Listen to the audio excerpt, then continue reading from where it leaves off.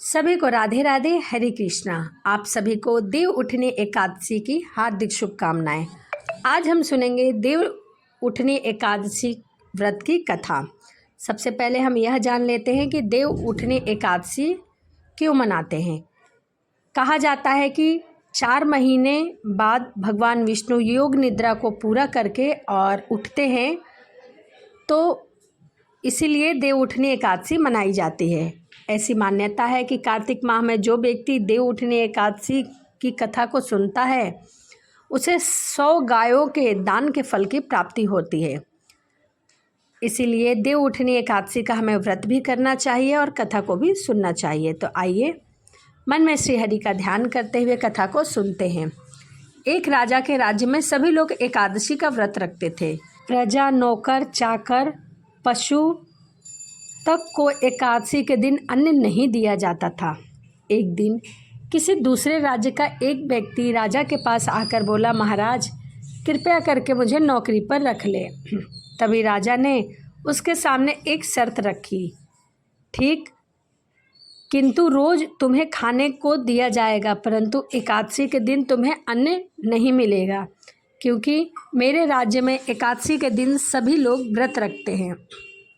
उस व्यक्ति ने नौकरी के लिए तो उस समय हाँ कर ली, पर एकादशी के दिन जब उसे फलाहार का सामान दिया गया तो वह राजा के सामने जाकर गिड़गिड़ाने लगा। कहा, महाराज इससे मेरा पेट नहीं भरेगा, मैं भूखे ही मर जाऊंगा, मुझे अन्न दे दो, मुझे बहुत भूख लगती है।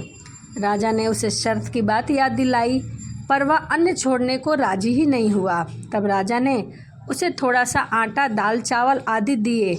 वह नित्य की तरह नदी के किनारे पहुंचा, स्नान किया और भोजन पकाने लगा। जब भोजन बन गया तो वह भगवान को बुलाने लगा, क्योंकि उसका यह नियम था, भगवान को भोग लगा के ही भोजन किया करता था। जब भगवान को बुलाने लगा, आओ भगवान भोजन तैयार है, उसके बुलाने पर पीताम्बरधारी भगवान चतुर्भुज रूप में वहां आ पहुँचे और प्रेम से उसके साथ भोजन करने लगे। भोजन आदि करने के बाद भगवान वहाँ से अंतराध हो गए और वह अपने काम पर चला गया। 15 दिन बाद फिर अगली एकादशी आई। तब वह कहने लगा कि राजा जी, मुझे पहले से दुगना सामान दीजिए। उस दिन तो मैं भूखा ही रह गया। राजा ने भूखे रहने का कारण पूछा तो उसने बताया कि हमारे साथ भगवान भी खाते हैं, इसीलिए हम दोनों के लिए सामान पूरा नहीं हो पाता, इसीलिए आप भोजन मुझे 2 गुना दीजिएगा। यह सुनकर राजा को बड़ा आश्चर्य हुआ। वह बोला कि मैं नहीं मान सकता कि भगवान तुम्हारे साथ भोजन करते हैं। मैं तो इतना व्रत रखता हूँ, पूजा पाठ करता हूँ, पर भगवान ने मुझे कभी दर्शन नहीं दिए, और भगवान तेरे साथ भोजन कैसे कर सकते हैं। राजा की यह बात सुनकर वह बोला, महाराज यदि आपको विश्वास ना हो तो मेरे साथ चलकर देख लेना। राजा उसके साथ गया और एक पेड़ के पीछे छिपकर बैठ गया। उस व्यक्ति ने स्नान किया। स्नान करने के बाद भोजन बनाया और भोजन बना के भगवान को पुकारने लगा। भगवान को शाम तक पुकारता रहा, परंतु भगवान ना आए। अंत में उसने कहा, हे भगवान, यदि आप नहीं आए तो मैं नदी में कूदकर अपने प्राणों का त्याग कर दूंगा और भोजन भी ग्रहण नहीं करूँगा। लेकिन भगवान तब भी नहीं आए। तब वह प्राण त्यागने के उद्देश्य से नदी की तरफ बढ़ा।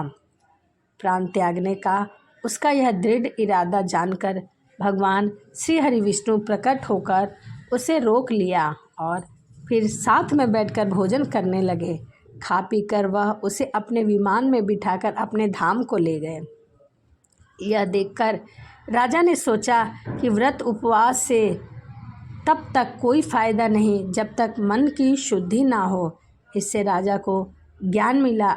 वह भी मन में व्रत उपवास करने लगे और अंत में स्वर्ग को प्राप्त हुए। तो यह देव उठनी एकादशी व्रत की कथा थी। तो चलिए इसी के साथ वीडियो को यहीं समाप्त करते हैं और मिलते हैं अगली वीडियो में। वीडियो आपको अच्छी लगी हो तो कमेंट में राधे राधे लिखना ना भूलें और चैनल को सब्सक्राइब, लाइक ज़रूर करें। तो चलिए मिलते हैं अगली वीडियो में। सभी को राधे राधे, हरे कृष्णा।